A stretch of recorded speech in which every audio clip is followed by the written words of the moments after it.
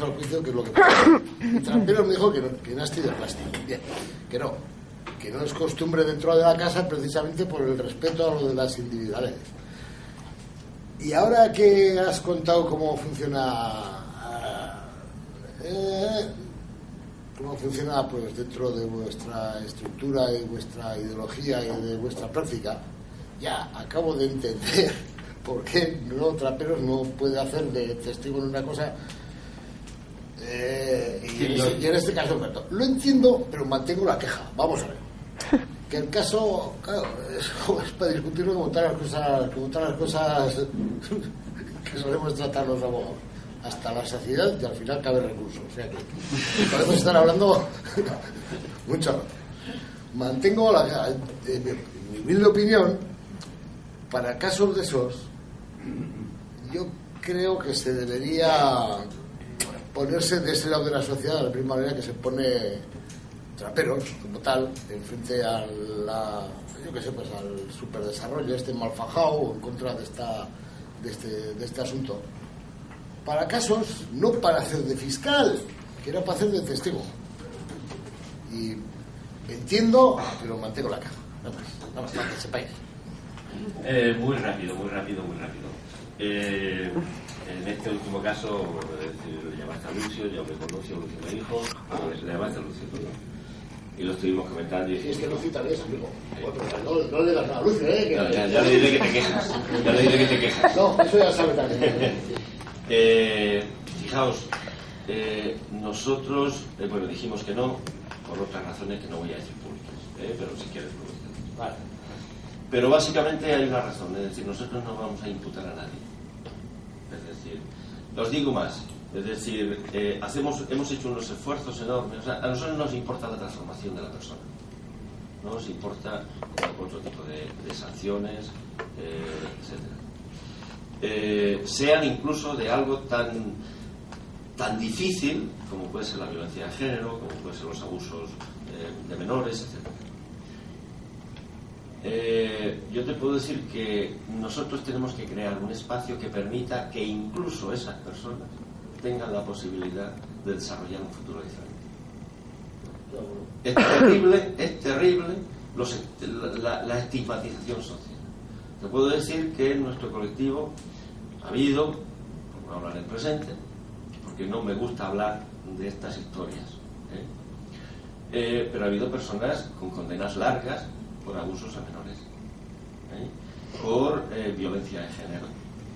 Es decir, no sabes tú el esfuerzo tan enorme que hemos tenido que hacer a nivel interno, porque esto no es fácil justificarlo, y de hecho no se puede justificar. Pero, ¿cómo decimos que una persona tiene en cada momento la posibilidad de abrir un futuro diferente? ¿Y cómo tenemos que crear una estructura, un ámbito que permita que eso se dé?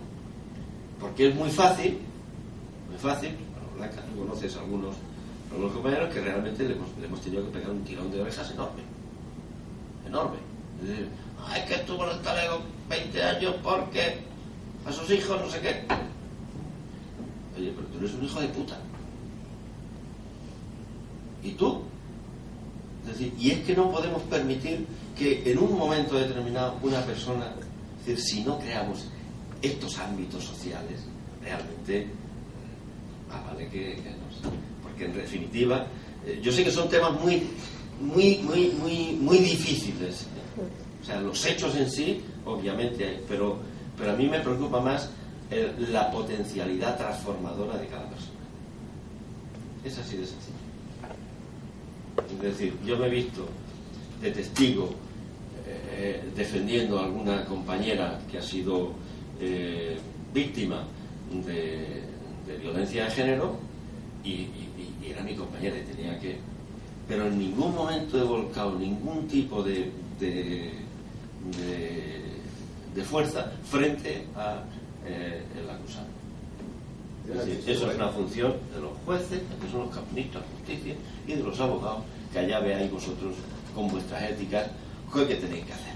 O si estáis determinados porque quien paga manda. Eso, compañero, pues bueno, yo qué quieres que te diga, pero ese no es mi campo. Es decir, mi campo es posibilitar que en cualquier momento de la historia de una persona tenga las posibilidades de decir, quiero vivir de otra manera, quiero hacerlo de otra manera.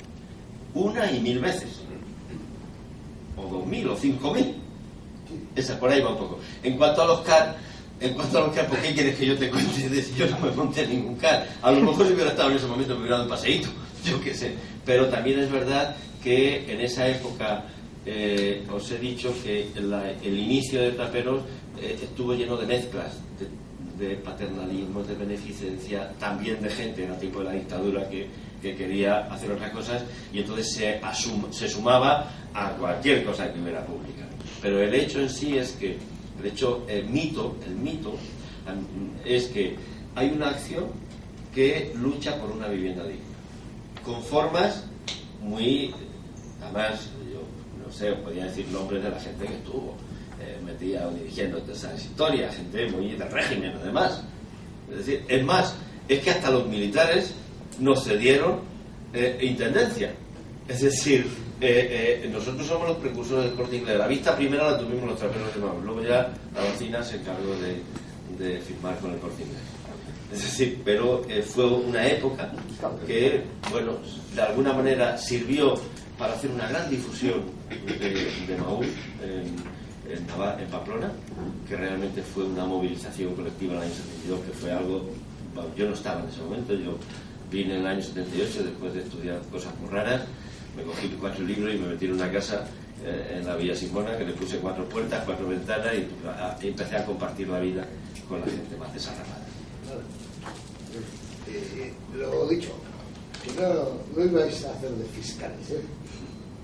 Ya lo sé, pero... Vale, que no, pero también te digo lo otro, que lo entiendo. Y además es que el caso, si quieres luego te lo hablo, pero el caso es que no era ni defendible. Claro. ¿Pero por qué lo hago?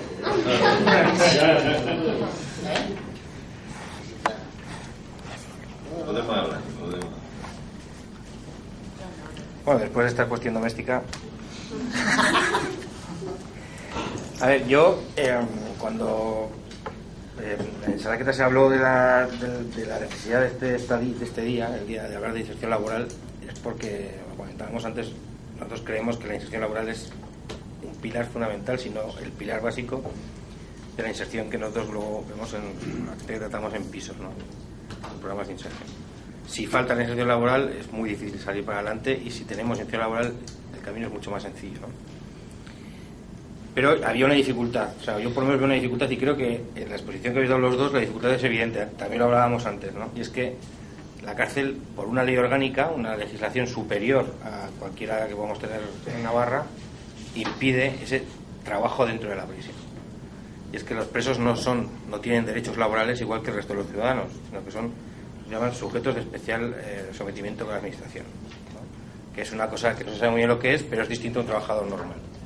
Entonces, si tú quieres realizar cualquier tipo de actividad laboral que implique prestación de un trabajo y cobro de un salario y pago de una seguridad social eso tiene que pasar directamente por manos de la institución penitenciaria o del órgano que ella considere oportuno crear para eso, ¿no? Porque el contrato no es directo entre el preso que está dentro y la actividad que se hace fuera, sino que tienes que contratar con la administración penitenciaria. Y eso es un problema que, por mucho que queramos trabajar, es insalvable, porque tendríamos que cambiar una ley orgánica que tiene un rango que, vamos, que ni siquiera un decreto foral, una normativa foral, ni siquiera podríamos cambiar.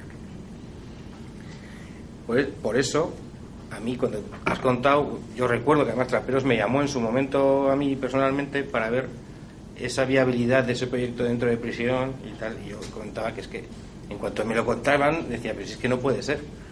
O sea, tendrás que contratar con la prisión, no con el que está dentro trabajando. Y tampoco vas a poder elegir con quién, sino con quien la prisión te diga que tienes que contratar. Por lo tanto, yo creo que en vista de la cárcel nueva, a lo que nos va a venir, la reflexión debería ser no en un trabajo interno, porque es muy difícil, salvo proyectos que haya formativos, como alguna vez Gaztelán también, que no sé si luego también quieres comentarlo, ha hecho dentro de prisión, de cómo hacer un currículum vitae, cómo prepararte para entrevistas de trabajo, etcétera, etcétera, que eso sí se puede hacer porque se entiende como formativo, pero directamente laboral no es posible. Lo que sí es posible es atender en la red pública o en la red asociativa la creación de puestos de trabajo para ese volumen de gente que, queramos que no, va a estar aquí. Porque es que lo que no parece que nadie haya pensado, y igual habéis comentado un poco por encima, pero yo creo que es fundamental, ya que tenemos a Trapero y a Gastelán, que seguramente mi inserción laboral será de los número uno, o lo más importante, o la referencia para muchos en Navarra, es que si la cárcel tiene la capacidad que parece que va a tener de 1000 y pico personas, vamos a tener 1000 y pico personas con necesidad de empleo en el exterior para salir de libertad condicional, tercer grado adelantado, etcétera, etcétera, etcétera, con permisos en búsqueda de empleo, y todos ellos en situación de exclusión, ¿no? Que no solamente por situación de penitenciaria, que ya lo habéis explicado muy bien, sino también porque tiene otros problemas aparejados de salud mental, toxicomanías, etcétera, etcétera.